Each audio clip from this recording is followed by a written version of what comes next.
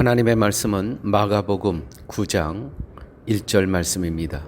또 그들에게 이르시되 내가 진실로 너희에게 이르노니 여기 서 있는 사람 중에는 죽기 전에 하나님 나라가 권능으로 임하는 것을 볼 자도 있느니라. 아멘. 오늘은 사순절 7번째 시간입니다. 오늘 제목은 권능으로 임하는 하나님 나라입니다. 본문을 조금 더 깊이 살펴보도록 하겠습니다. 오늘 이 말씀은 마가복음 8장의 십자가 선언 직후에 주어진 그러한 내용입니다. 십자가가 있었죠. 자기 이름이 있었습니다. 자기 부인이 있었습니다.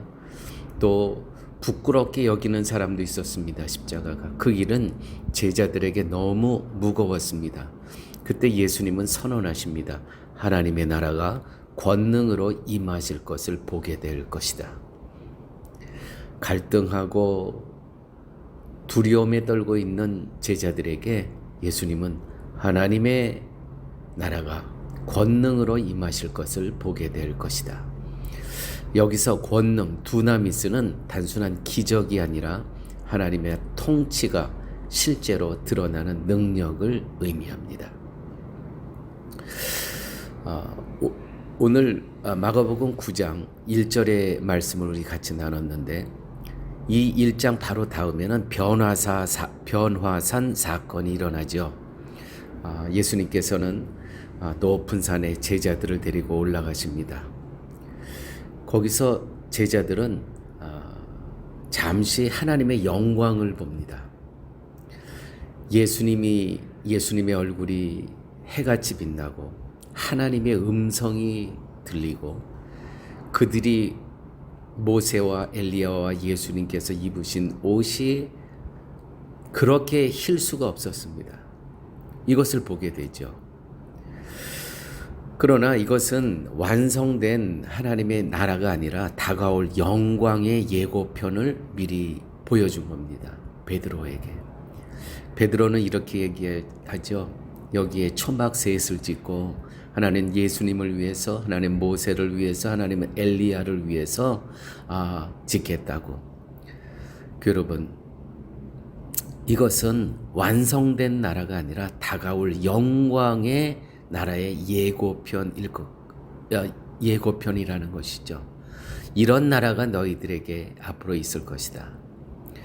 그러므로 십자가는 끝이 아니라 하나님의 나라의 출발선임을 미리 알려주고 계시는 것입니다.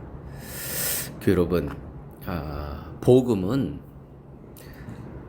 하나님 나라에 대한 복음은 어떻게 기록하고 있냐면 하나님의 나라는 이미 임했으나 아직 완성되지 않은 나라라고 우리 개혁주의는 이야기하고 있습니다. 하나님 나라가 이미 임했습니다.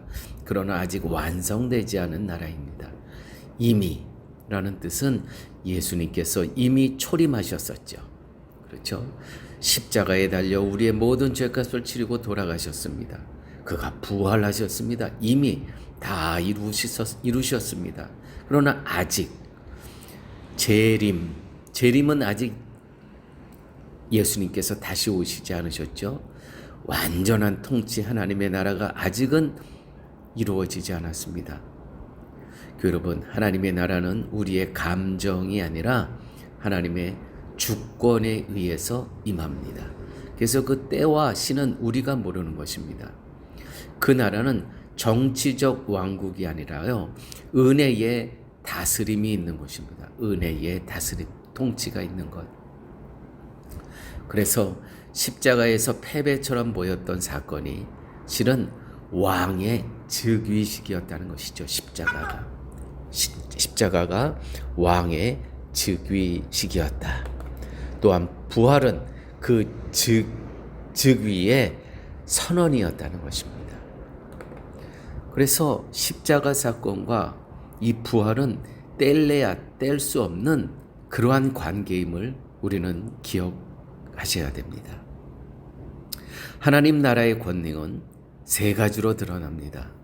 하나님 나라의 권능, 이 세 가지 중요합니다. 죄를 깨뜨리는 능력입니다. 회개케 합니다. 이 성령의 능력이죠. 회개는 인간의 결단이 아니라 성령의 능력이라는 것. 또 하나님 나라의 권능 두 번째는 죽음을 이기는 능력입니다. 부활은 단지 한 사람의 소생이 아니라 새 창조의 시작이라는 것입니다. 새 하늘과 새 땅이 새롭게 시작되는 것. 또한 하나님 나라의 권능은 복음을 확장하는 능력입니다. 확장하는 능력. 작은 제자 공동체가 세계를 뒤흔드는 교회가 됩니다. 이것은 인간 전략이 아니라 전적인 하나님의 권능, 능력이었다는 것이죠. 여러분, 한 씨앗이 땅에 묻힙니다. 겉으로 보면 사라졌습니다. 안 보입니다. 사라진 겁니다. 그러나 보이지 않는 곳에서 생명이 터져 나옵니다. 그리고 어느 날 땅을 뚫고 올라옵니다. 싹이. 십자가는 묻힘처럼 보였지만, 사라진 것처럼 보였지만, 부활은 땅을 뚫고 나온 하나님의 나라의 권능이라는 것이죠. 여러분, 우리 한번 스스로 한번 점검하는 시간을 갖도록 하겠습니다. 나는 십자가만 보고 낙심하고 있지 않습니까? 십자가 넘어 부활이 있는데 십자가만 보고 낭망하고 절망하고 있지는 않습니까? 예수님 다 끝났다. 내 인생도 다 끝났다. 또한 하나님의 나라가 이미 내 삶에 임했다는 사실을 여러분 믿습니까? 아니면 믿지 않으십니까? 이미 이루어진 겁니다. 하나님의. 그러나 아직이죠. 우리는 이미와 아직 사이에 그 중간에 우리는 이 땅에 살아가고 있다는 것이죠. 또한 나는 환경보다 하나님의 통치를 더 신뢰합니까? 그렇습니다. 우리가 있는 어떤 환경 속에서도 하나님의 다스림이 있다는 것 꼭 기억하십시오. 특별히 우리는 사순절 이 기간을 보내고 있는데 고난만 묵상하는 시간이 아니라 고난 너머의 부활, 하나님의 왕국을 바라보는 그러한 시간이 되시길 바랍니다. 교회 여러분, 하나님의 나라는 조용히 임합니다. 말씀이 선포될 때 임하고요. 한 영혼이 회개할 때 임하고요. 용서가 일어날 때 임하고요. 진리가 타협되지 않을 때 임하고요.